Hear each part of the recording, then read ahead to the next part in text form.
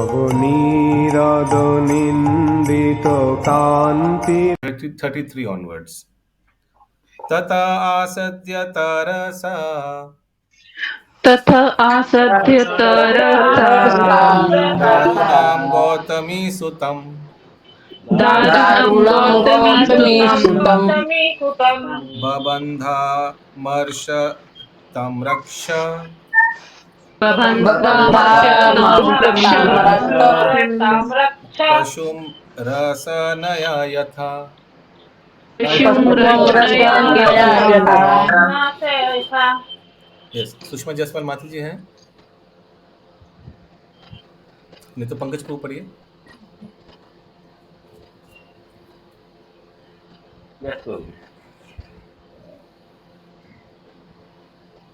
तांबे के दो लाल तत्व एक सेकंड, कहीं से आवाज आ रहा है, फिश करके आवाज आ रहा है कहीं से। या रेखा माता जी म्यूट।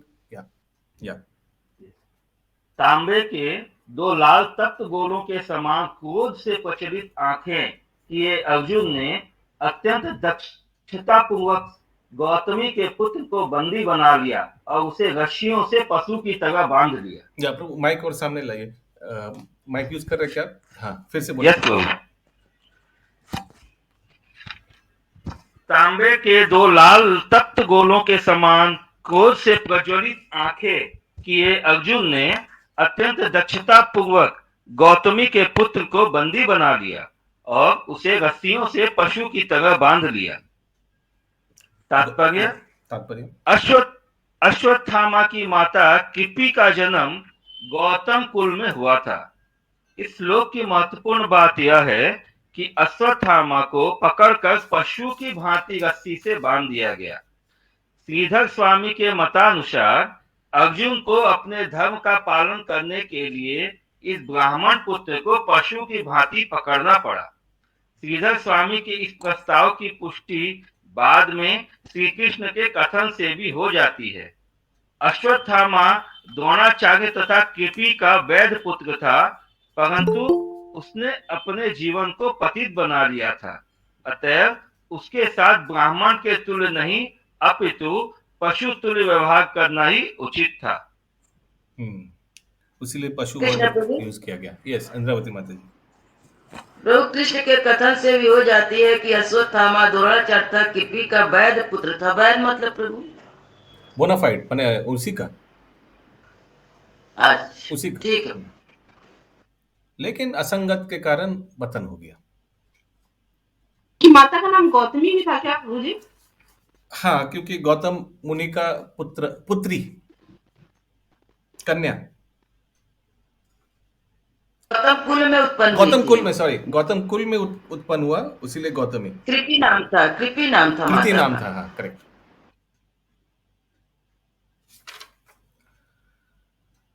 शिबिराय निनिशन्ताम् राज्यवा बान्धवा रिपुंबलात्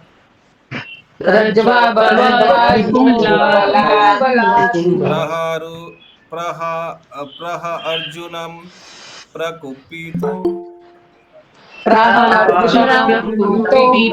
भगवान् अम्बुजे क्षणः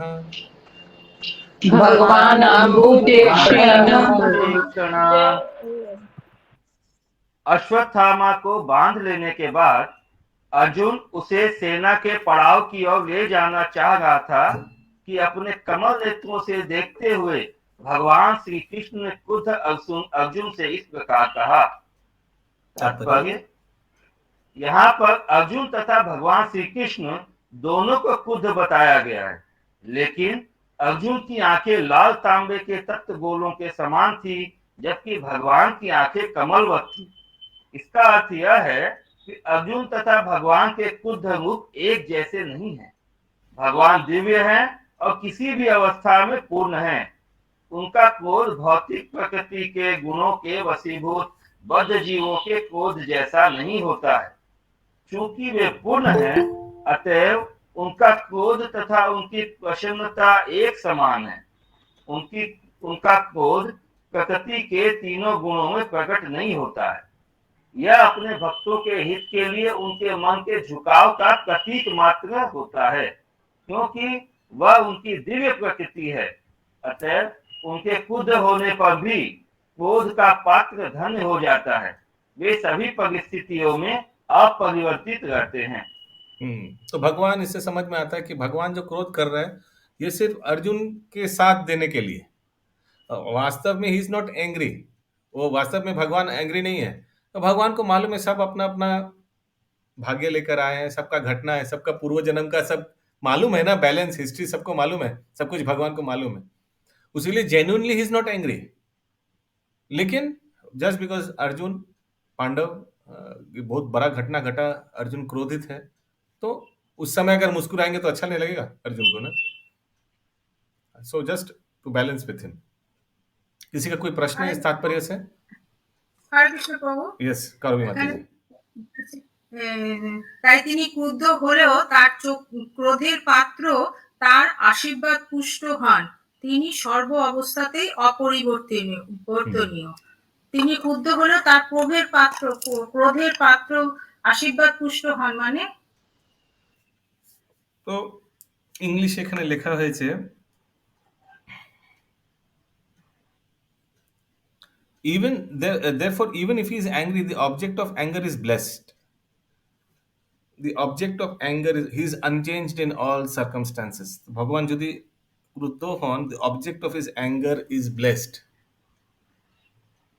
तो भगवान जिसके ऊपर गुस्सा करते हैं उसका भी भला ही होता है। भौतिक परिस्थिति में लोग गुस्सा करते हैं तो एक दूसरे का ही नुकसान करते हैं, अपना भी और जिसके ऊपर करते हैं उसका भी। लेकिन भगवान जब किसी के ऊपर क्रोध करते हैं तो उसका कृपाई होता है। Yes yes, correct suits. ठीक है जी, खूब ভালো বুঝেছেন প্রভু। 35 नंबर श्लोक। हरे कृष्ण प्रभु जी, दंडवत प्रणाम। यस, हरे कृष्ण प्रभु जी अर्जुन जो है, जो भी अर्जुन है, उनके पांचों भाई हैं, ये लोग जितने भी कैरेक्टर्स है ये लोग तो एक टाइम पे जीव थे, मतलब अभी भी जीव है। नहीं एक टाइम पे नहीं, मतलब वो लोग जीव है। तो वो क्या भक्ति करके इस लेवल पे यहाँ तक आए हैं कि भगवान के साथ वो लीला कर सके। ये नित्य पार्षद है, ये भगवान के धाम पार्थसारथी लोकवासी है। हाँ, इधर भौम वहां पे है। तो याद है हम लोग 2 प्रकार के, वो जीव कैसे हुए प्रभु? तो गोपी लोग जीव नहीं है क्या? विष्णु तत्व है। हाँ, नारद मुनि जीव नहीं है क्या? नारद मुनि तो वहां जाते हैं भगवान के धाम। अच्छा, मतलब भक्ति से सब लोग। तो हम लोग अगर हम में से कोई अगर शुद्ध भक्त बन जाएगा तो ऊपर जाके विष्णु तत्व बन जाएगा क्या? जीवित तो रहेगा ना। Okay, yes. 35 नंबर श्लोक। मैं नाम पार्थर्षि त्रातुम मैनम ब्रह्म बंधुमिमं जहि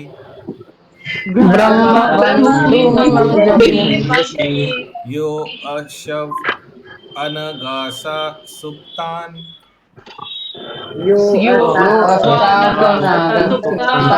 अवधिनिषि बालकान।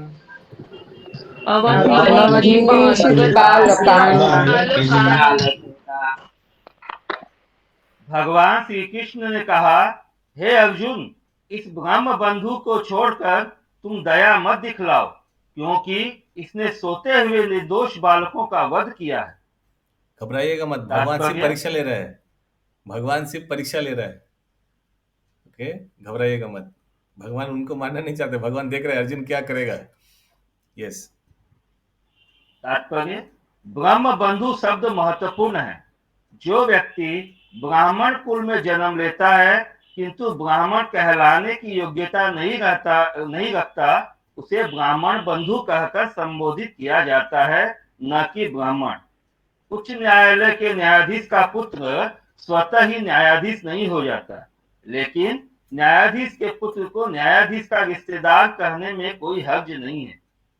अतः जिस प्रकार कोई जन्म के द्वारा ही न्यायालय का न्यायाधीश नहीं बन जाता, उसी प्रकार कोई जन्म के आधार पर ही ब्राह्मण नहीं होता, अपितु उसे ब्राह्मण की आवश्यक योग्यताएं प्राप्त करनी होती है। जिस प्रकार न्यायाधीश का पद उसके योग्य व्यक्ति के लिए होता है, उसी प्रकार से ब्राह्मण का पद भी योग्यता से ही प्राप्त होता है। शास्त्रों का आदेश है कि यदि ब्राह्मण से इतर कुल में भी उत्पन्न हुए पुरुष में ब्राह्मण के सद्गुण रहते हैं तो उसे ब्राह्मण के रूप में स्वीकार करना होता है। इसी प्रकार यदि ब्राह्मण कुल में उत्पन्न व्यक्ति ब्राह्मण के गुणों से रहित होता है तो उसे अब्राह्मण या ठीक से कहना चाहें तो ब्राह्मण बंधु कहना चाहिए। समस्त वेदों के परम प्रमाण भगवान श्री कृष्ण ने यह अंतर स्वयं बताए हैं और वे इसका कारण अगले श्लोक में बताने वाले हैं। यानी इतर कुल, प्रभु जी इतर कुल का मतलब निम्न, मतलब जो ब्राह्मण से इतर मतलब उससे निम्न जो कुल के हैं, उससे यदि कोई भी आता है, यदि उसमें ब्राह्मण का गुण है तो वो ब्राह्मण बनने के योग्य है। ओके। सो भगवान श्री कृष्ण ये चीज बताया है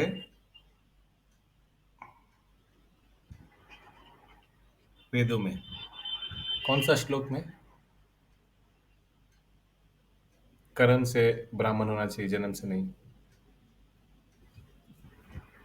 वो याद नहीं आ रहा है वो श्लोक। भागवतम का, यस, किसी का कोई श्लोक याद आ रहा है? स्वपच वाला। हाँ बोलिए। वैसे कुछ कौन सा माता जी? जन्म दिव्यम ऐसे नहीं, कुछ टाइप। नहीं, क्षमा दमा तपस्वच, वो तो ब्राह्मण का लक्षण है। वो स्वपच वाला श्लोक जहाँ एक चंडाल भी अगर हरि का नाम ले रहा है वो क्वालिफाइड है। वो स्वपच सुनी चेवा स्वपाके। नहीं, स्वपच गरिया। एक सेकंड आशीष प्रभु एक बार देखिए, स्वपच गरिया एक श्लोक है। स्वपच माने चंडाल, स्वपच गरिया।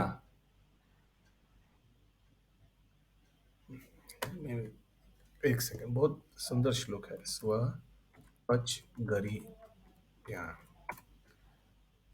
मिल गया।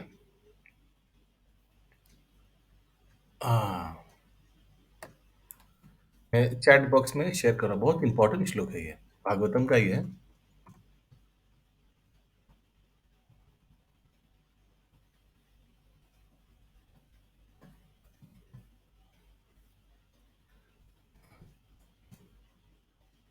अहो बत स्वपचोत गरिया य जिह्वरे वर्तते नाम तुभ्याम।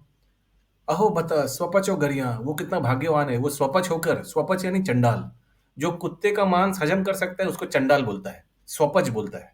स्वपच कुत्ते का मांस को पचा सकता है, मतलब डाइजेस्ट कर सकता है, वो चंडाल होता है। लेकिन वो कितना भाग्यवान है जिनका जहां या जिह्वरे, जिह्वरे माने जीव में, वर्तते नाम तुभ्याम, हे कृष्णा, जिनका जीव में आपका नाम उच्चारण हो रहा है, वो चंडाल भी कितना भाग्यवान है। और फिर क्या है उसके आगे?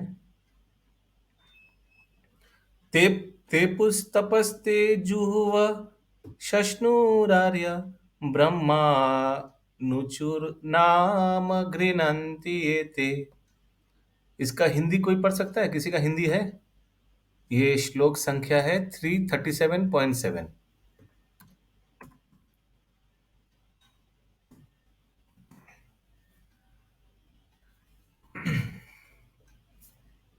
Persons who chant the holy name of your lordship must be executed all kinds of austerities and fire sacrifices and achieved all good manners of the Aryans. To be chanting the holy name of your lordship, they must have bathed in all holy places of pilgrimage, studied the Vedas and fulfilled everything required. बहुत सुंदर है। Okay, किसी का अगर भागवतम निकाला तो पढ़ सकता है ट्रांसलेशन, नहीं तो हम लोग आगे बढ़ते हैं। श्लोक नंबर 36। आज हम लोग श्लोक संख्या 58 तक करेंगे, बहुत है।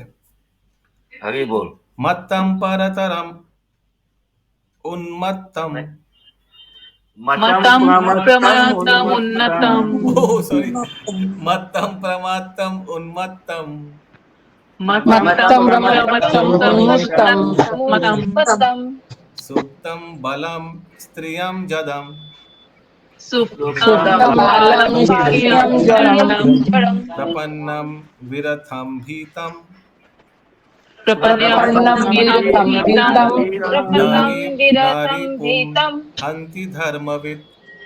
न रिपुहन्ति धर्मवित्। जो मनुष्य धर्म के सिद्धांतों को जानता है वह ऐसे शत्रु का वध नहीं करता जो असावधान, नशे में उन्मत्त, पागल, सोया हुआ, डरा हुआ या रथ विहीन हो। न ही वह किसी बालक, स्त्री, मूर्ख प्राणी अथवा शरणागत जीव का वध करता है। भगवान क्यों बता रहे हैं? तात्पर्य? क्योंकि ये अश्वत्थामा ने 5 पुत्रों का हत्या किया। ये 5 फर्स्ट ऑफ ऑल बच्चे थे, बालक थे, हालांकि युद्ध में भाग लिया, लेकिन सोया हुआ था, निरस्त्र था। उस समय तो युद्ध करने का कोई सवाल ही नहीं उठता है। या आगे तात्पर्य, धर्म के ज्ञाता योद्धा द्वारा कभी ऐसे शत्रु को नहीं मारा जाता जो प्रतिरोध न करे। पुराने समय में धर्म युद्ध के सिद्धांतों के आधार पर लड़े जाते थे, किसी इंद्रिय तृप्ति के लिए नहीं। यदि शत्रु प्रमत्त हो, सोया हो इत्यादि जैसा कि ऊपर कहा गया है, तो उसे कभी भी मारना नहीं चाहिए। धर्म युद्ध के ऐसे कुछ नियम हैं। पूर्व काल में कभी भी स्वार्थी राजनेताओं की सनक के कारण युद्ध की घोषणा नहीं की जाती थी। युद्ध पापों से रहित धार्मिक नियमों के आधार पर लड़े जाते थे। धार्मिक सिद्धांतों के अनुसार की गई हिंसा तथा कथित अहिंसा से कहीं श्रेष्ठतर होती है। Violence carried out on religious principle is far superior to so-called non-violence.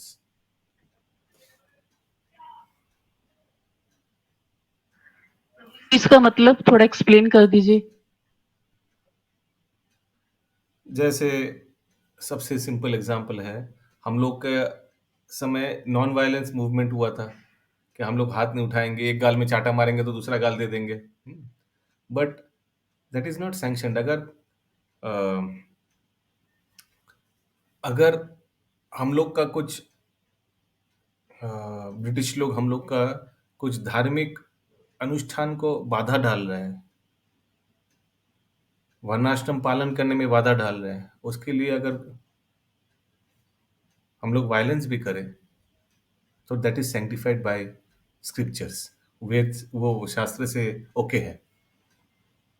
उससे चुप रहना वो पाप होगा। ये एक उदाहरण है। और कोई उदाहरण आप लोग दे सकते हैं शास्त्र से? तो प्रभुपाद लीलामृत बुक में आया था। द्रौपदी का वस्त्र हरण हो रहा था, हालांकि भीष्म पितामह उनको मालूम है कि हम नमक खाया इस राज्य का, तो हमको विरोध नहीं करना चाहिए। ये नीति शास्त्र है। लेकिन भगवत शास्त्र क्या बोल रहा है? कोई औरत, कोई माता जी का अगर ऐसा हो रहा है तो तुरंत उठकर उनको प्रोटेस्ट करना चाहिए था। दैट सुपरसीड्स। हाँ, ये तो सबसे बढ़िया है। उस समय अगर वायलेंस भी अगर करे तो वो बेटर है, बिकॉज रिलीजियस प्रिंसिपल्स के लिए वो वायलेंस कर रहा है। चुपचाप बैठा रहना वो पाप है। यस, कुछ पूछ रहे थे? उस समय उनका पर्सनल जो एजेंडा था विष्णु पितामह का, उससे ज्यादा सुपीरियर कॉज वो था, हायर कॉज वो था, डिफेंड करना।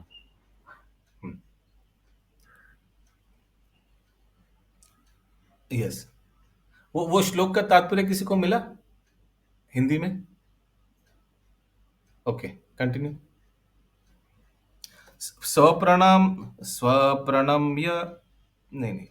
स्वप्रणम्य पराप्राणे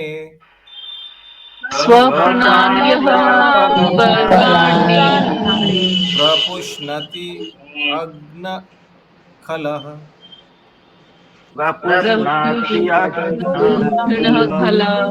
तद्वादस्तस्य हि श्रेयो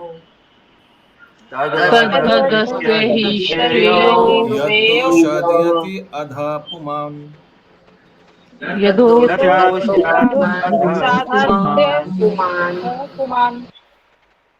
ऐसा क्रूर तथा दुष्ट व्यक्ति जो दूसरों के प्राणों की बलि पर पलता है, उसका वध किया जाना उसके लिए ही हितकर है, अन्यथा अपने ही कर्मों से उसकी अधोगति होती है।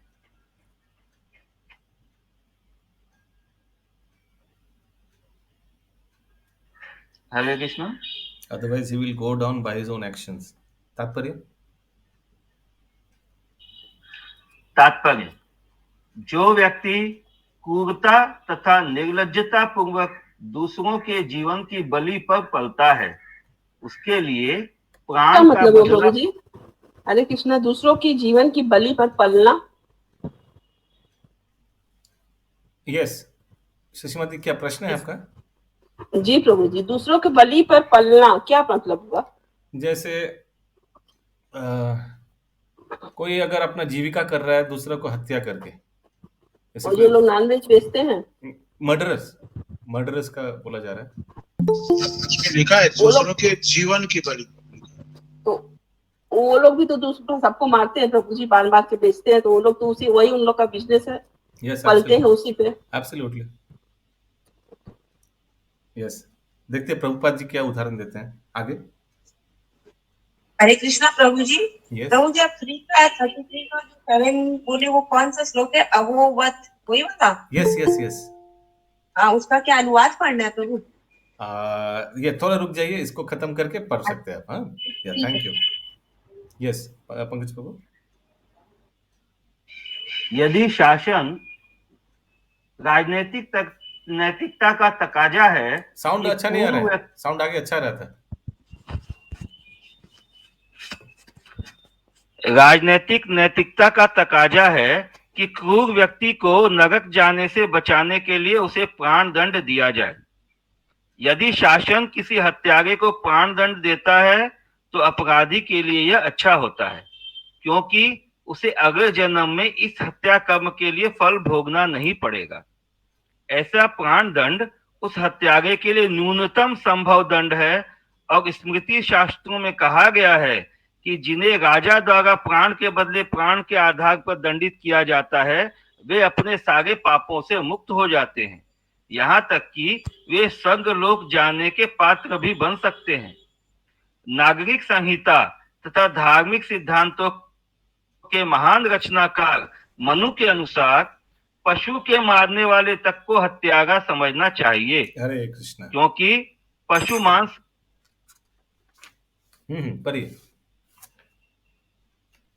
क्योंकि पशु मांस कभी भी सभ्य मनुष्य का भक्ष्य नहीं होता। सभ्य मनुष्य का मुख्य कर्तव्य तो भगवत धाम वापस जाने के लिए अपने आप को योग्य बनाना है। उनका कहना है कि पशुओं के वध के पीछे पापी गिरोहों का नियत षड्यंत्र रहता है, अतएव वे उसी प्रकार दंडनीय हैं जिस प्रकार की षड्यंत्रकारी गिरोह जो सामूहिक रूप से किसी मनुष्य की हत्या करते हैं।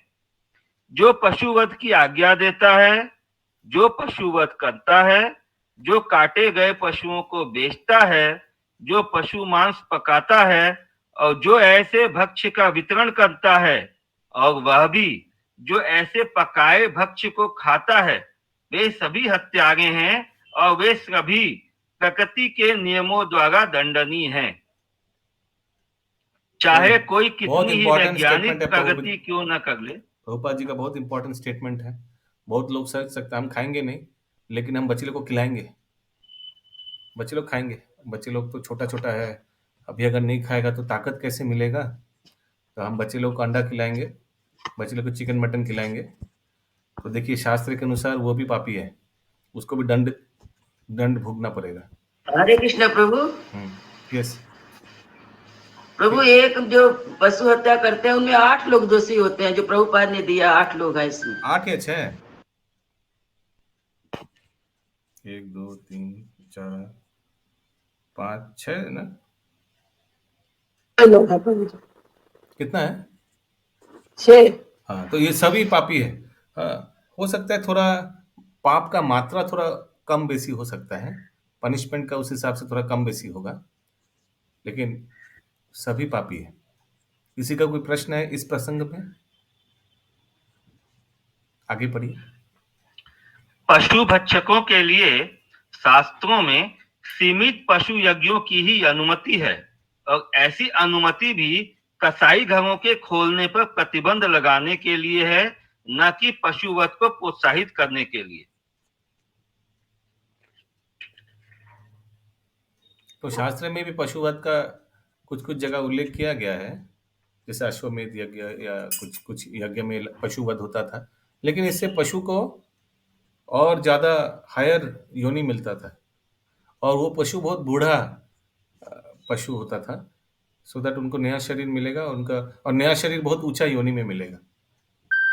यस, आगे।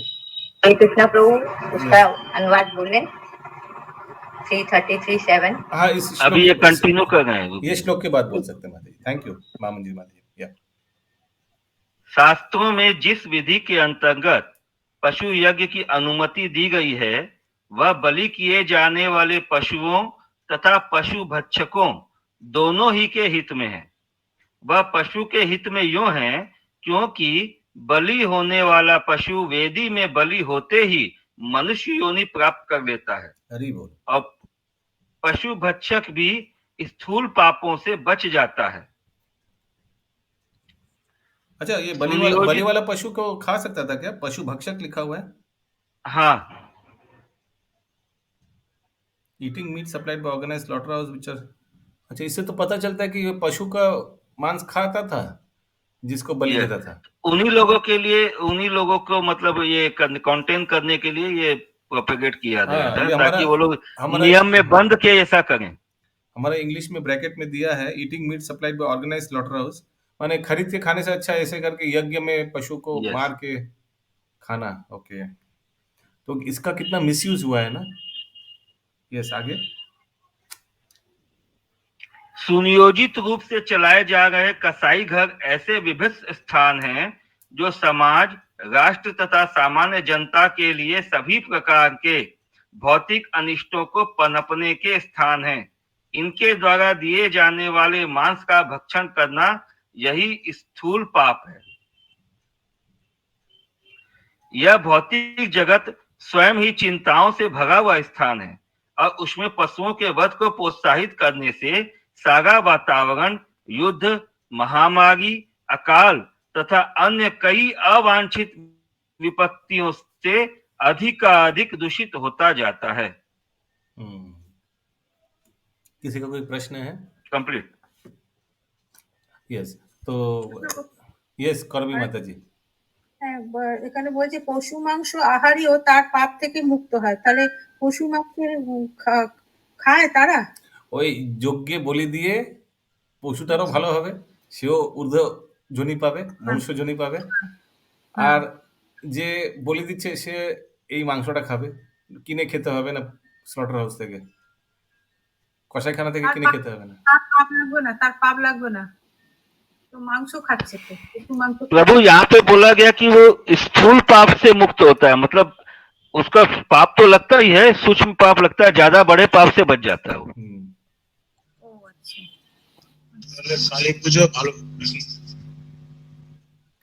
तो जो विधि विधान है उस हिसाब से करना पड़ेगा, नहीं तो नहीं होगा।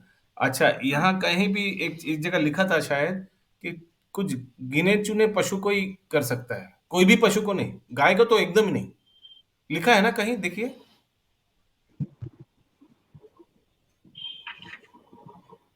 ঠিক আছে প্রভু, হরে কৃষ্ণ। हरे कृष्ण। কোথায় লেখা আছে না गिने चुने पशु का, लाइक नॉट एनी एनिमल। सीमित पशु। हाँ, सीमित पशु। हाँ, that means not any animal can not be sacrificed. Okay, तो शास्त्र में लिखा है कौन सा एनिमल को, उसमें गाय तो एकदम ही नहीं है। गाय का कहीं नहीं लिखा, कहीं नहीं लिखा है। यस, 38 नंबर श्लोक। Yes yes yes yes, Mahamana जी माता जी, यस पढ़िए। 3.33.7 देखो था। अहो वे कितने धन्य हैं जिनकी जीवाएं आपके पवित्र नाम का जप करती हैं। कुत्ता खाने वाले वंश में उत्पन्न होते हुए भी ऐसे पुरुष पूजनीय हैं।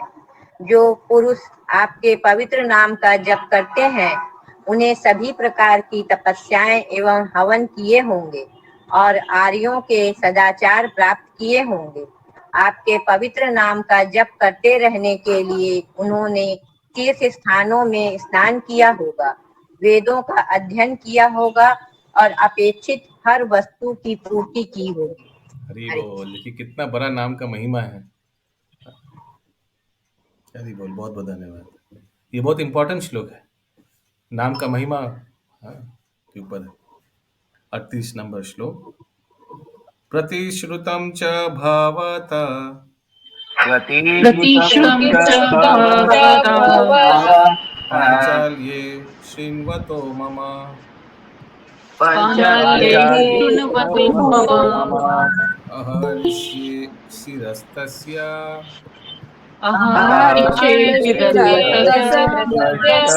यस्ते मानिनि पुत्रः।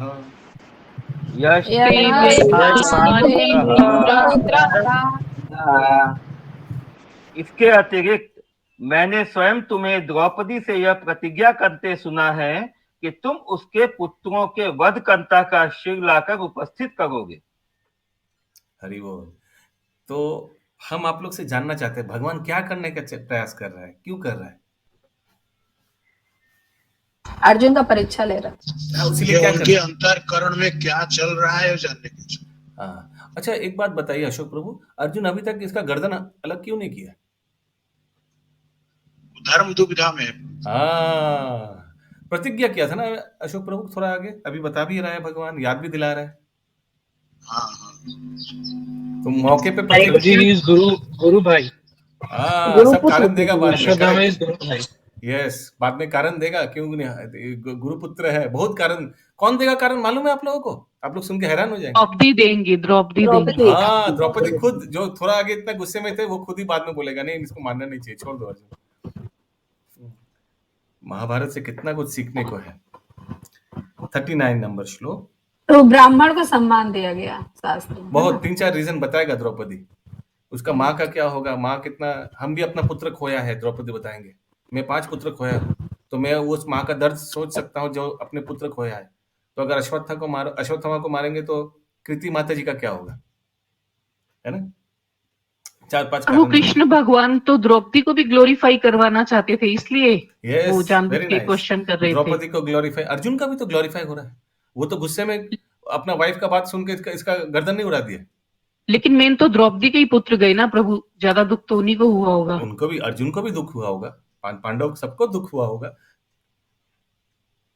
तदसो वध्यन्तं पाप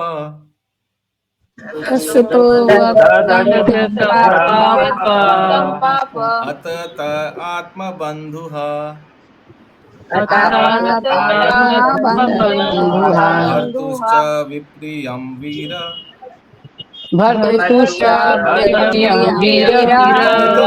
कूलपंसनः।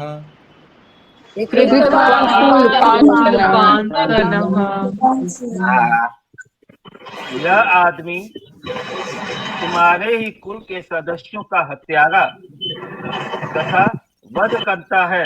मतलब बंद कीजिए, म्यूट कर दिया मैंने उनको। ओके।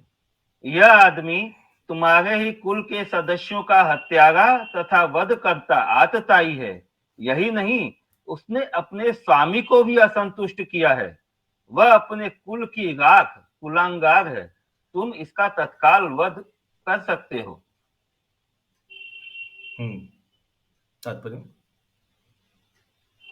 द्रोणाचार्य के पुत्र को यहाँ पर कुलांगार कहा गया है। अश्वत्थामा का हालत क्या हो गया होगा, भगवान ऐसे बोल रहे हैं उसको। यस, द्रोणाचार्य के पुत्र को यहाँ पर कुलांगार कहा गया है। द्रोणाचार्य के नाम का अत्यधिक सम्मान था।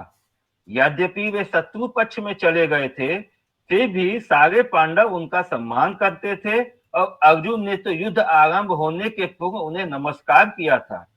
ऐसा करने में कोई खराबी नहीं थी, लेकिन द्रोणाचार्य के पुत्र ने ऐसा कृत्य करके अपने को पतित बना लिया था, जिसे द्विज द्वारा कभी नहीं किया जाता। द्रोणाचार्य के पुत्र अश्वत्थामा ने द्रौपदी के 5 पुत्रों की सोते हुए में हत्या की थी, जिससे उसने अपने स्वामी दुर्योधन को भी अप्रसन्न कर दिया था, क्योंकि उसने कभी भी पांडवों के सोते हुए 5 पुत्रों की हत्या के जघन्य कृत्य की अनुमति नहीं दी थी। इसका अर्थ यह हुआ कि वह अर्जुन के ही कुटुंबियों का वध करता बन गया। एक्चुअली दुर्योधन अगर 5 पांडव को भी ये हत्या करता ना अश्वत्थामा सोते वक्त, वो भी शायद दुर्योधन को अच्छा नहीं लगता। दुर्योधन ने नहीं भेजा था अश्वत्थामा को कि 5 पांडव का हत्या कर दो सोते वक्त। ये तो अश्वत्थामा में ये बोलता ना सेल्फ इंस्पायर्ड, खुद अपना ऐसे योजना बनाया और गया। तो प्रभु जी, दुर्योधन ने तो पहले ही लाक्षागृह में उन लोगों को मारने का प्रयास किया था, आग लगा के 5 पांडवों को। वो भी बात है, लेकिन ये मत हम लोग को समझना चाहिए कि दुर्योधन ने अश्वत्थामा को भेजा था जाओ जाकर पांडव को मार दो, वो सोया हुआ है। नहीं, वो एक शायद रीजन और ये भी था एक ऐसा भी एक घटना आता है कि दुर्योधन के पास वो वान था ना जिससे 5 पांडव का हत्या हो सकता था। शायद किसी ने गया था उनका शिविर में, कुंती महारानी भीष्म पिता दिए थे। हाँ, तो वो दुर्योधन ने लौटा दिया। जब उन पर आरोप लगा था कि आप उससे पक्ष ले रहे हैं, तो बोले ठीक है 5 गो वान रखो, कल हम 5 को हम खत्म करेंगे। फिर क्या हुआ था? फिर वही जब कृष्ण भगवान को पता चला तो उनको अर्जुन के भाई इनको लेकर गए हैं और जाके उनसे 5 बाण मांग लिए। दुर्योधन से 5 बाण मांग लिए। कोई किसी समय उनको हेल्प किए थे दुर्योधन, और दुर्योधन दे भी दिया। देखिए वो दे दिए थे, तो वो वचन दे दिया था कि जो भी मांगोगे हम कंट्रोवर्शियल कैरेक्टर है। मतलब उनका कभी कितना मतलब क्रूरता डिपिक्ट होगा, कितना हार्टलेसनेस डिपिक्ट होगा, कभी ऐसा एकदम नियम पालन कर रहा है। हो गया ये बाबू जी, एक रीजन और शायद ये था कि क्योंकि उनको पता चल गया था कि कौरव तो ऑलरेडी समाप्त हो चुके थे, तो एटलीस्ट कुरु वंश का ही ये लोग जो अंतिम बचा हुआ था जनरेशन था, ये तो बचा हुआ था, उसने उसको भी वध कर दिया। इसलिए ये भी एक रीजन था। गुड पॉइंट, लेकिन शायद ये पॉइंट उसमें है नहीं आते के बाद में, but it's a very valid point. उनको भूल गया होगा उस समय। ये सीरियल में बताया था प्रभु, बहुत पहले सीरियल आता था, उसे बताया था तुमने क्या क्या अश्वत्थामा, तूने तो हमारे आने वाले मतलब वारिस को ही खत्म कर दिया। जो ये सीरियल याद रहेगा तो अच्छा है। सास बहू सीरियल से ये सीरियल हम देखते भी नहीं थे कभी उसे। हो गया इसका तात्पर्य? नहीं, अभी थोड़ा बाकी है। इसका अर्थ यह हुआ कि वह अर्जुन के ही कुटुंबियों का वध करता बन गया, अतः वह अर्जुन द्वारा दंडनीय था। शास्त्रों का कथन है कि जो बिना चेतावनी के आक्रमण करता है, पीछे से वार करके मारता है, दूसरे के घर में आग लगाता है, किसी अन्य की पत्नी का अपहरण करता है, वह वध योग्य है। कृष्ण ने अर्जुन को ये तथ्य याद दिलाए, जिससे वह उन पर ध्यान दे और तद अनुसार कार्यवाही करे। सूत उवाच एवं परीक्षता धर्मम्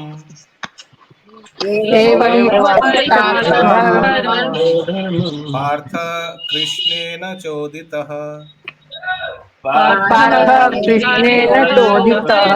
नैच्छद् धान्तुं गुरुसूतम् यद्यपि आत्महनं महान्।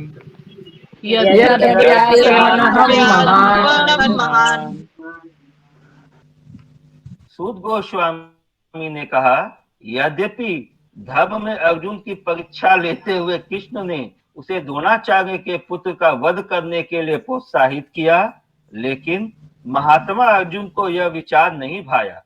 यद्यपि अश्वत्थामा अर्जुन के ही कुटुंबियों का नृशंस हत्यारा था। तो इससे में अगर कोई बोलेगा भगवत आदेश को पालन नहीं कर रहा है अर्जुन, ये तो अच्छा नहीं है, तो फिर आपका क्या उत्तर होगा ऋषि माता जी? वो ब्राह्मण पुत्र थे, ये सोच रहे थे वो। नहीं, मेरा प्रश्न का उत्तर दीजिए। कविता माता जी, what is your answer?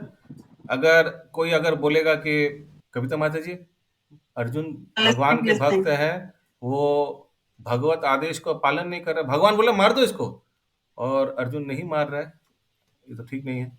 What will you answer? प्रभु जी वो एक सेकंड।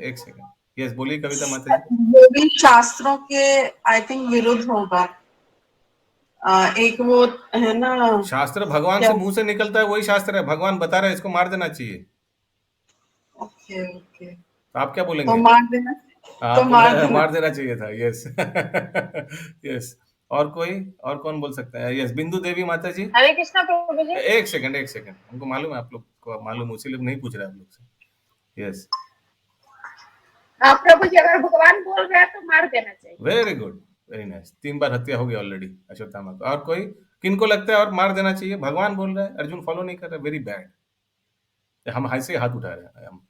प्रभु जी गुरुपुत्र थे ना, इसलिए नहीं मार रहे थे। गुरुपुत्र थे इसीलिए नहीं मारना चाहिए था। भगवान बोल रहे हैं मार देने के लिए, भगवान का आदेश फॉलो नहीं कर रहा है। नहीं, हरे कृष्णा प्रभु जी, मार देना चाहिए। यस, 4 बार मर गया। यस, मंजूरी सिंह माता जी। इसको बोलता है श्री कृष्ण मनोभिस्तम स्थापितम येन भूतल। भगवान का मन में क्या है ये अर्जुन को मालूम है। भगवान के हृदय को शुद्ध भक्त समझ सकता है। बोल रहा है मार देने के लिए, लेकिन कृष्ण भी नहीं चाहता है मारने के लिए। उचित और अनुचित ज्ञान का प्रभावी है। यस। और इससे भगवान क्रोधित नहीं होगा। अर्जुन मैं बोला तुम नहीं मारा उसको, नहीं, इससे भगवान क्रोधित नहीं होगा। भगवान भी परीक्षा ले रहे हैं और अर्जुन भी शुद्ध भक्त है, उनको मालूम है भगवान क्या कर रहे हैं। प्रभु यहाँ पे धर्म सम्मत क्या है? आईपीसी में आज भी लागू है। हाँ अशोक प्रभु बोल रहे हैं कि वो दंड संहिता में आज भी लागू है, आईपीसी में। हाँ, हरी बोला ऐसे। तो यहाँ पे कृष्ण भगवान किसी के आदेश को यदि कोई सुपीरियर आदेश करता है तो अपने आप को जज करना पड़ेगा कि वो ठीक है या बेठीक। देखिए प्रभु ऐसे पुलिस बैकग्राउंड से है, अभी रिटायर्ड है, तो प्रभु भी बोल रहे हैं कि वो सिर्फ ऐसे ब्लंट ऑर्डर्स फॉलो नहीं करने का, उसको थोड़ा मेंटली थोड़ा विचार करने का। यस, शंगिनी श्यामप्रिया माता।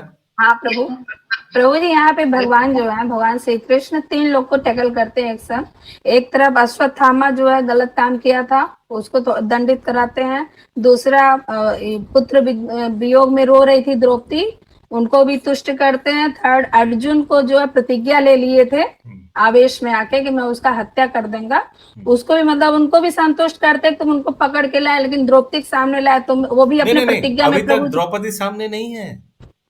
हरे कृष्णा प्रभु जी। हाँ तो अभी लाएंगे ना प्रभु, रस्सी में बांध के जानवरों की तरह लेके आएंगे ना प्रभु, तो मानेंगे। यस पिंकी माता जी, अभी द्रौपदी सामने नहीं है। हाँ ओके यस।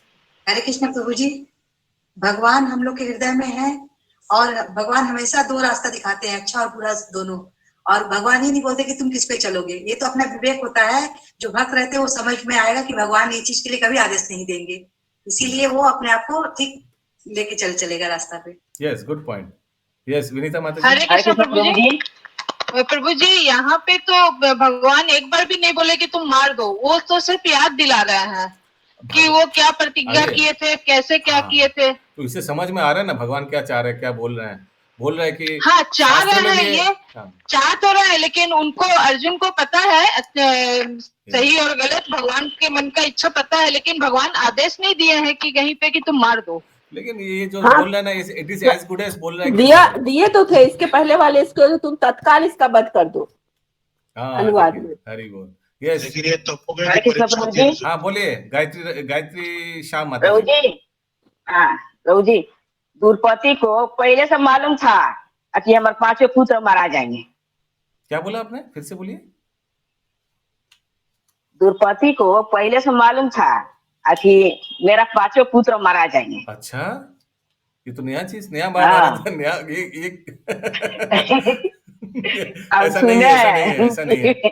यस, अब हम लोग का डिस्कशन सुन के बजरंग लाल प्रभु ये गर्म हो गया, अभी ऐसी चला है। यस बजरंग लाल प्रभु, आपका क्या राय है?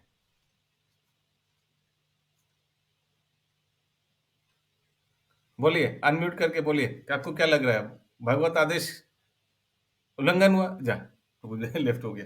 ओके कृष्णा प्रभु, इधर एक प्रश्न है मेरा। हाँ, जैसे युधिष्ठिर भगवान को भी भगवान ने बोला था कि तुम झूठ बोल दीजिए, वो अश्वत्थामा हाथों वाला, और प्लस इधर मतलब कृष्ण को अर्जुन भगवान बोल रहे हैं कि तुम मार दो, तो उधर तो युधिष्ठिर ने अब मतलब अपना पॉइंट रखा था, नहीं पालन किया था, तो फिर वो कैसे गलत हो गई युधिष्ठिर? मतलब ये 100% गलत माता जी। मन का, भगवान का क्या मन में नहीं, भगवान नहीं चाहता था युधिष्ठिर झूठ बोले, भगवान चाहते थे युधिष्ठिर झूठ बोले। यही तो भगवान क्या चाहता है, नहीं चाहता है। 3 प्रकार का शिष्य होता है। सबसे नीचे शिष्य कौन होता है? जो गुरु का आदेश बोलने के बाद भी पालन नहीं करता है। दूसरा क्या होता है? गुरु जैसा बोलेगा वैसे ही करेगा। ये थोड़ा ब्लंट होता है, माथा मोटा। मैं बांग्ला बोली, माथा मोटा है। गुरु जो बोलेगा वैसे ही करेगा। लेकिन तीसरे प्रकार का शिष्य होता है, वो सबसे श्रेष्ठ होता है। गुरु बोलने के लिए वेट नहीं करेगा, उनको मालूम है गुरु क्या चाहता है। आगे से गुरु बोलने का आगे ही वो काम एग्जीक्यूट कर देगा। ये सबसे श्रेष्ठ होता है। दूसरा वाला जो है थोड़ा ब्लंट है, गुरु जो बोलेगा वही करेगा। उसमें वो अच्छा कॉमेडी आता है, मालूम है ना आप लोगों को, वो कैमल वाला कॉमेडी। मैं भी फिर भी बोलता स्टोरी हूँ। एक हाँ, मैं भी, बहुत अच्छा लगता है बोलने में ये स्टोरी। वो एक गुरु शिष्य कैमल में जा रहा था। कैमल माने ऊंट, रेगिस्तान में से जा रहा था, और गुरुदेव का कुछ पोटली था, उसमें गुरु का कुछ सामान रखा हुआ था, जैसे जपमाला, आचमन पात्र, पीने का पानी बोतल, सब कुछ। ठीक है, ऊंट में जा रहा था। दोनों गुरु आगे बैठा हुआ है, शिष्य पीछे बैठा हुआ है। कुछ सामान गिरने लगा गुरु का बैग से। तो गुरु को जब पता चला, शिष्य को बोला, अरे मेरा सामान गिरा, तो कुछ बोल नहीं रहा है। बोला, आपने कुछ बोला नहीं, इसीलिए हम कुछ बोल नहीं रहे। बोले, एक कॉमन सेंस है, कुछ गिर रहा है तो तो उठाओ फिर वो सब। तो फिर शिष्य ने नीचे उतर के उठा लिया। तो पूरा बैग गिर गया था एक समय।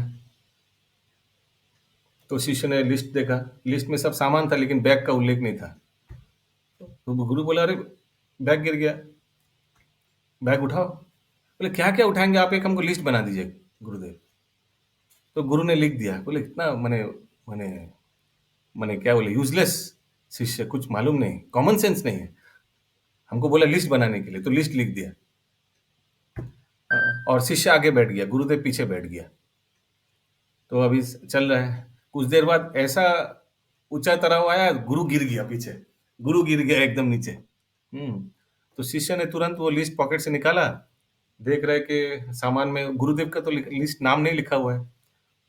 तो वो उठ लेके आगे निकल गया। इसको बोलते हैं following instructions as it is. ऐसे इतना ब्लंट भी नहीं होना चाहिए। उसीलिए युधिष्ठिर महाराज को मालूम होना चाहिए कि भगवान सचमुच चाहता है कि वो अपना ये सत्यता, ये सब को हटाकर अश्वत्थामा को पिताजी को झूठ बोले। Krishna really wanted Yudhishthir to tell the lie. Okay, Nirmal Nilambari माता जी। यस, कौन सा श्लोक पंकज प्रभु? तात्पर्य बाकी है प्रभु जी। तात्पर्य पढ़ी प्रभु। 40 नंबर आधा बाकी है अभी। पढ़िए पूरा बाकी है। अर्जुन निसंदेह एक महात्मा था, जो यहाँ पर भी सिद्ध होता है। यहाँ पर भगवान कृष्ण स्वयं उसे द्रोण पुत्र का वध करने के लिए प्रोत्साहित करते हैं, लेकिन अर्जुन सोचता है कि उसे अपने महान गुरु के पुत्र को प्राणदान देना चाहिए, क्योंकि भले ही वह उसके गुरु का अयोग्य पुत्र हो, उसने अपनी सनक से ऐसे जघन्य कर्म किए हैं जो किसी के भी हित में नहीं थे। लेकिन आखिर है तो वह द्रोणाचार्य का ही पुत्र। भगवान श्री कृष्ण ने अर्जुन को बाहर से प्रोत्साहित किया, क्योंकि वे अर्जुन की कर्तव्य परायणता की परीक्षा लेना चाहते थे। ऐसा नहीं था कि अर्जुन में अपने कर्तव्य का पूरा बोध नहीं था, न ही भगवान श्री कृष्ण अर्जुन के कर्तव्य बोध से अनजान थे। लेकिन श्री कृष्ण ने अपने अनेक शुद्ध भक्तों की परीक्षा उनके कर्तव्य बोध को विवर्धित करने के लिए ली। गोपियों की भी ऐसी ही परीक्षाएं ली गई, प्रहलाद महाराज की भी परीक्षा ली गई, लेकिन सारे शुद्ध भक्त भगवान द्वारा ली गई अपनी अपनी परीक्षाओं में खरे उतरते हैं। सबसे डेंजरस परीक्षा तो प्रहलाद महाराज का लिया। हाँ, वो एक बार बोल देता हिरण्यकशिपु नमः, बस उसका पिताजी खुश हो जाता था, सब माफ। लेकिन प्रहलाद महाराज ने उसे नहीं किया। किसी का कोई प्रश्न है? 41 नंबर श्लोक। अथोपेत्य शिबिराम गोविंद प्रिय सारथी न्यावेदयत् तं प्रिययै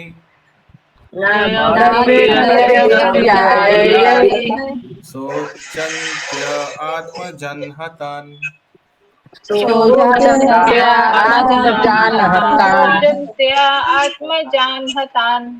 अपने प्रिय मित्र तथा सारथी श्री कृष्ण सहित अपने शिविर में पहुंचकर अर्जुन ने उस हत्यारे को अपनी प्रिय पत्नी को सौंप दिया, जो मारे गए अपने पुत्रों के लिए विलाप कर रही थी। कितना अर्जुन भी बहुत स्मार्ट है। उन्होंने खुद कुछ नहीं किया, उनको वाइफ को दे दिया, बोला लो अभी सामने ये बांधा हुआ है, आप बोलो कैसे क्या करने का है, आप जो बोलेंगे वो कर देंगे। तात्पर्य कृष्ण के साथ अर्जुन का दिव्य संबंध घनिष्ठ मित्रता के रूप में है। भगवत गीता में भगवान ने स्वयं अर्जुन को अपना प्रियतम सखा कहा है। इस तरह प्रत्येक जीव किसी न किसी प्रिय संबंध द्वारा भगवान से जुड़ा है, चाहे वह दास का हो या मित्र का, या माता पिता का हो या माधुर्य प्रेम का। भक्ति योग की विधि द्वारा प्रत्येक व्यक्ति को आध्यात्मिक जगत में भगवान का सानिध्य प्राप्त हो सकता है, अगर वह ऐसी इच्छा रखता है और उसके लिए निष्ठापूर्वक प्रयत्न करता है। लेकिन कौन से संबंध से जुड़ा हुआ है ये हम लोग नहीं डिसाइड करेंगे। ओके, ये कौन डिसाइड करेगा? भगवान डिसाइड करेगा। कोई कल बोल नहीं सकता भगवान तो मेरा फ्रेंड है, हाँ ये ऐसे करके फिर भगवान के कंधे पे हाथ नहीं, ऐसे नहीं कर सकते हम लोग। हम लोग कलयुगवासी, हम लोग भगवान को दास्य रूप में ही सेवा करेंगे, दास्य रूप में। तो गुरुदेव तो बताते हैं ना, क्या बताते? गुरुदेव तो इंडिकेट कर सकते हैं कि कैसा संबंध है। कभी नहीं। गुरुदेव भी जीव तत्व है और गुरुदेव भी भौतिक जगत में है। तो ये सिद्ध प्रणाली सिर्फ भगवान के धाम में जाकर ही पता चलेगा। श्रील प्रभुपाद भी कभी, हालांकि श्रील प्रभुपाद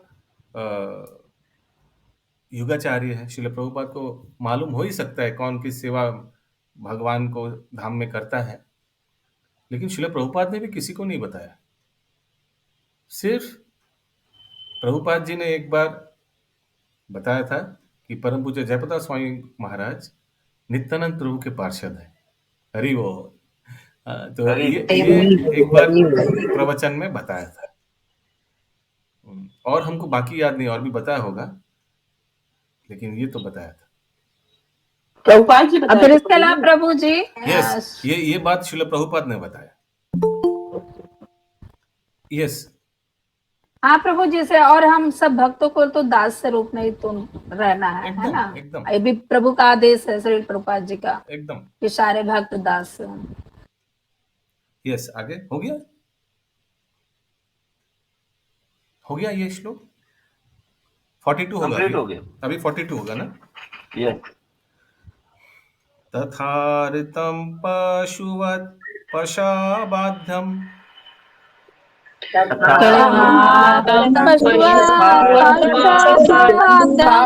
भवान् मुखं कर्म जुगुप्सितेन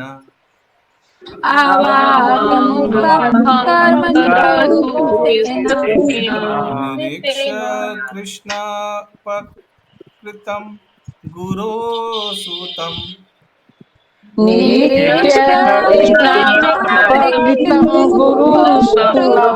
वाम स्वभाव कृपया नानमाच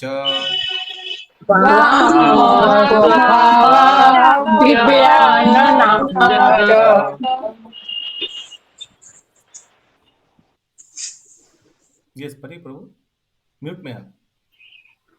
श्री सूत गोस्वामी ने कहा, तब द्रौपदी ने अश्वत्थामा को देखा, जो पशु की भांति रस्सियों से बंधा था और अत्यंत घृणित हत्या का कृत्य करने के कारण चुप था। अपने स्त्री स्वभाववश तथा स्वभाव से उत्तम एवं भद्र होने के कारण उसने ब्राह्मण रूप में उसके प्रति सम्मान व्यक्त किया। तात्पर्य, अश्वत्थामा की भत्सना स्वयं भगवान कर चुके थे और अर्जुन ने उसके साथ ब्राह्मण या गुरुपुत्र के समान नहीं अपितु अपराधी जैसा बर्ताव किया था। लेकिन जब उसे श्रीमती द्रौपदी के समक्ष लाया गया तो अपने पुत्रों की हत्या से यद्यपि वह संतप्त थी और हत्यारा उसके समक्ष था, किंतु वह ब्राह्मण या ब्राह्मण के पुत्र को सामान्य रूप से दिए जाने वाले सम्मान से उसे वंचित नहीं कर सकी। यह द्रौपदी के मृदुल नारी स्वभाव के कारण था। स्त्री जाति बालकों के समान होती है, अतः उसमें पुरुष की तरह भेदाभेद शक्ति नहीं होती। अश्वत्थामा ने अपने आप को द्रोणाचार्य या ब्राह्मण के पुत्र रूप में अयोग्य सिद्ध कर दिया था और इस कारण से भगवान कृष्ण जैसे सर्वश्रेष्ठ प्रामाणिक प्राधिकारी ने उसकी भत्सना की थी।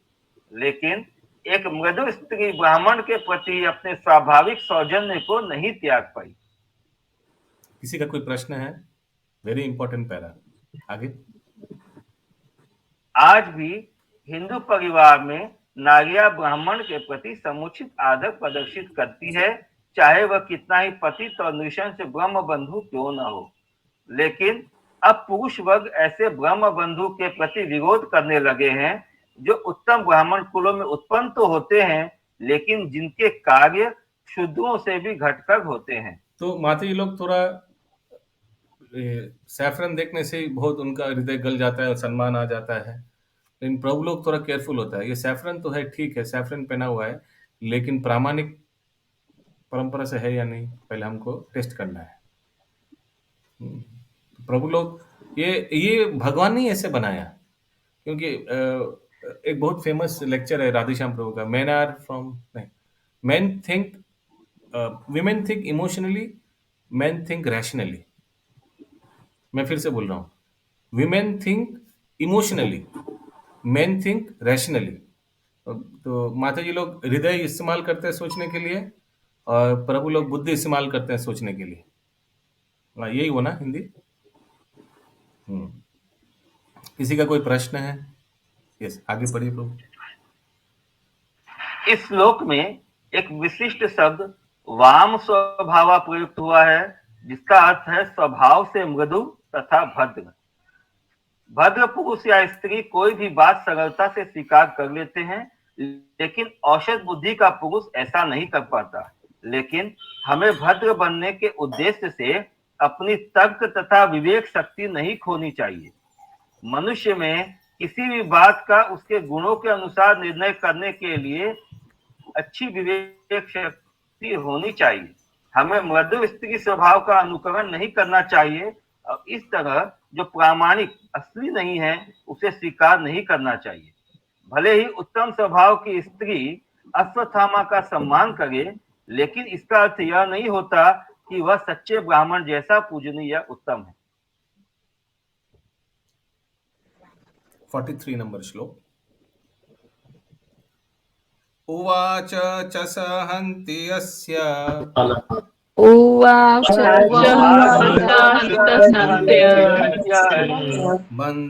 बन्धानानायनं सति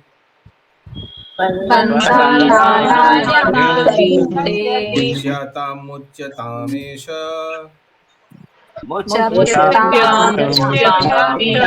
ब्राह्मणो नितरं गुरु। अश्वत्थामा का इस प्रकार रस्सियों से बांधा जाना सह न सकी और भगवत परायण स्त्री होने के कारण उसने कहा, इसे छोड़ दो, क्योंकि यह ब्राह्मण है, हमारा गुरु है। तात्पर्य, जो ही अश्वत्थामा को द्रौपदी के समक्ष लाया गया तो उसे यह असह्य लगा कि एक ब्राह्मण को अपराधी की भांति बंदी बनाकर उस अवस्था में उसके समक्ष लाया जाए, विशेष रूप से तब जबकि वह ब्राह्मण उनके गुरु का पुत्र था। हरे कृष्णा। वो वाला श्लोक का अनुवाद पर ये तो जहां द्रौपदी ने बोला था उसका गर्दन उड़ा देना। द्रौपदी ने थोड़ी ना बोला था, अर्जुन ने बोला था कि मैं उसका गर्दन काट द्रौपदी ने बोला था ना, जाओ जाकर। हाँ, यस यस यस, वो वाला श्लोक देखिए, द्रौपदी ने भी बोला था ना, आई वॉन्ट दिस मर्डरर।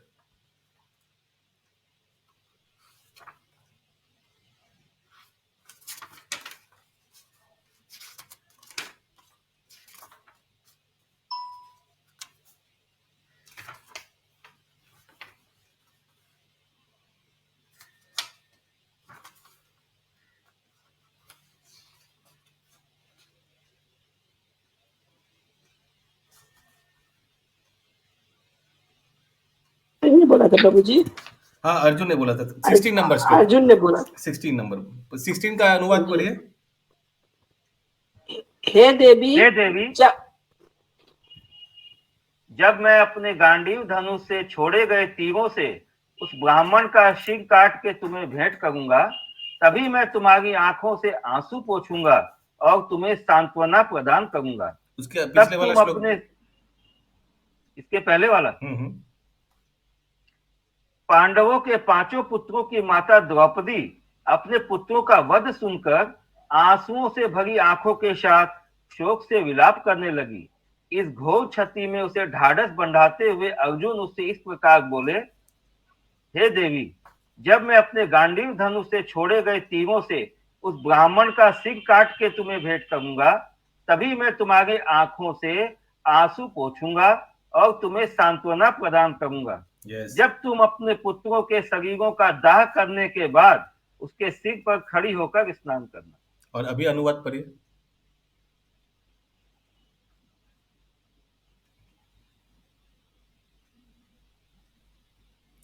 अनुवाद। वह अश्वत्थामा का इस प्रकार रस्सियों से बांधा जाना सह न सकी और भगवत परायण स्त्री होने के कारण उसने कहा, इसे छोड़ दो, क्योंकि यह ब्राह्मण है, हमारा गुरु है। सोचिए, अभी तक तो कुछ किया भी नहीं अश्वत्थामा को, सिर्फ रस्सी से बांध के लाया, ये भी उनको सहन नहीं हुआ।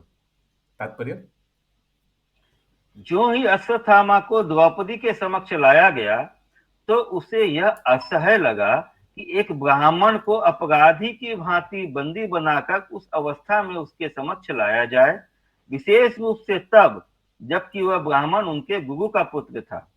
अर्जुन ने यह भली भांति जानते हुए अश्वत्थामा को बंदी बनाया था कि वह द्रोणाचार्य का पुत्र है। कृष्ण भी यह जानते थे, किंतु उन दोनों ने इस पर विचार न करते हुए कि वह ब्राह्मण पुत्र है, उस हत्यारे की भत्सना की। प्रामाणिक शास्त्रों के अनुसार यदि शिक्षक या गुरु अपने पद की प्रतिष्ठा को बनाए नहीं रख पाता तो वह गुरु बनने रहने के अयोग्य है और उसका तिरस्कार किया जाना चाहिए। गुरु को आचार्य भी कहते हैं, अर्थात वह ऐसा व्यक्ति होता है जिसने समस्त शास्त्रों के सार को आत्मसात कर लिया है और अपने शिष्यों को भी उसका अनुसरण करना सिखाता है। अश्वत्थामा ब्राह्मण या गुरु का कर्तव्य निर्वाह करने में असफल रहा, अतएव ब्राह्मण के उच्च पद से उसका तिरस्कार होना था। इस दृष्टि से भगवान कृष्ण तथा अर्जुन दोनों द्वारा अश्वत्थामा की भत्सना उचित थी, लेकिन द्रौपदी जैसी उत्तम स्त्री के लिए यह विषय शास्त्रीय न होकर प्रथा का प्रश्न था। प्रथा अनुसार अश्वत्थामा को उसके पिता जैसा सम्मान प्रदान किया जाना था। इसका कारण यह है कि लोग भावनावश ब्राह्मण के पुत्र को भी असली ब्राह्मण स्वीकार कर लेते हैं, लेकिन वास्तविकता इससे भिन्न होती है। ब्राह्मण का सम्मान उसकी योग्यता के कारण होता है, केवल ब्राह्मण पुत्र होने से नहीं। लेकिन इस सब के बावजूद द्रौपदी ने इच्छा व्यक्त की कि वह अश्वत्थामा को तुरंत मुक्त कर दिया जाए और यह उसकी सद्भावना ही कही जाएगी। इसका अर्थ यह हुआ कि भगवत भक्त को स्वयं कितने ही कष्ट क्यों न सहने पड़े, फिर भी वह अन्यों के प्रति, यहाँ तक कि शत्रु के प्रति भी कठोर नहीं होता है। ये लक्षण भगवान के शुद्ध भक्त के हैं। हरे कृष्णा। हम लोग बाद में भी देखेंगे द्रौपदी का ऐसा आचरण बाद में भी आएगा। कोई बता सकता है कब ऐसा कृपालु कृपापरायण आचरण?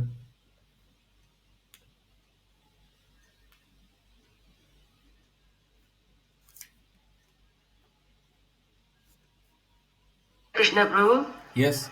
जब 5 पांडव स्वर्गारोहण को जा रहे तो द्रौपदी भी साथ में गए उनके। ओके, ऐसा कृपापरायण आचरण इंद्रावती माता जी उन्होंने बाद में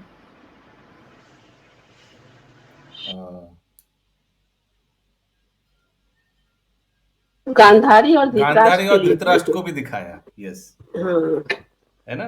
कब दिखाया था? जो वो लोग वो सब नष्ट हो गया तो वो लोग को भी उतना ही वो इज्जत देती थी। और डेली उन पहले लोग को की सुबह उठने के बाद प्रणाम करते थे उन लोग प्रणाम के करते लिए। थे। हाँ, सोचिए उन लोग उस समय था भरी सभा में जब उनका वस्त्र हरण हो रहा था और कुछ नहीं बोला, और बाद में उसी धृतराष्ट्र को इतना सम्मान दिया युधिष्ठिर महाराज ने, और द्रौपदी ने इतना ख्याल रखा, अपने माता पिता जैसा ख्याल रखा उन लोगों का। और जब विदुर की बात सुनकर उन लोग चले गए थे जंगल राज्य छोड़ करके, तो द्रौपदी ने इतना विलाप किया और उनको लगा कि शायद मैं उन लोग का अच्छा से सत्कार नहीं कर पाया, सेवा नहीं कर पाया, उसीलिए उन लोग चला गया। ये बताती है Draupadi. So she is an ideal lady, religious principle. Third ये भी आता जो माता जी बता रही थी अभी कि जब वो लोग हिमालय की तरफ जा रहा था तो 5 पांडव थे, कुत्ता था और द्रौपदी थी। तो फिर जाते जाते फिर द्रौपदी जब थक जाती हैं तो उन लोग 5 पांडव मतलब बहुत ऊंचाई तक संभालते, लास्ट में ऐसा पोजीशन आता कि वो बिल्कुल नहीं उठ पाती हैं। तब फिर द्रौपदी खुद बोलती कि आप लोग आगे बढ़ जाइए, मेरे को इसी अवस्था में छोड़ दीजिए। वो भी उनका विनम्रता था प्रभु। अच्छा, हरी बोल। ओके, किसी का कोई प्रश्न है? नहीं तो हम लोग काहुत क्विज शुरू कर सकते हैं अंकित प्रभु।